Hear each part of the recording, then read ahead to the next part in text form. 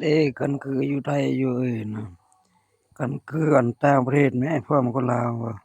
คือเขาตัดไฟเมียนมาน่ะเรามาตัดอยู่เมืองลาวแม่งกันบ่รับหมด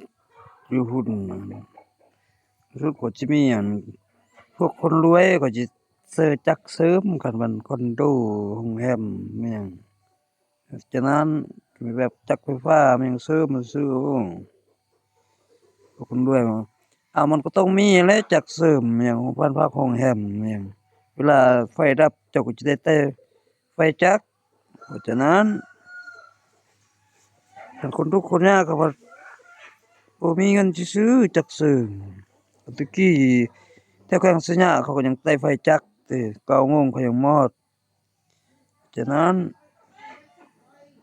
เขาคันเขามีคันบ่ทันว่าบ่มีสินค้าเขาบ่ส่งเขาบ่ทันขายเฮ้ยผู้เจ้าสิเอาไฟฟ้าใช้บ่คือเขาขู่ตัดไฟตัดอยู่ประเทศเมียนมาแม่นเมียนมาพม่าแม่น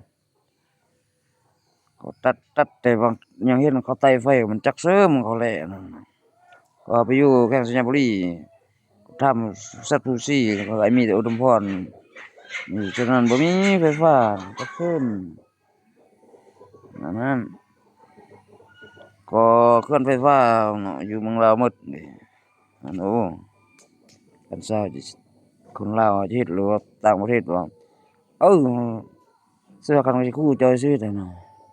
ลองมาดูแผนการของจอยชีวิตเราลองตัดไฟก่อนก็จะแก้ไขจะได้ซั่นโอ้อันนั้นก็สิเขาก็ต้องทดลองอันคำว่าทฤษฎีเขาเป็นจิตปัญญามันหยังหั่นเด้เขาสิทดลองนำเจ้าเขาสิแก้ออกมาแก้ไขจะได้อันนั้นโอ้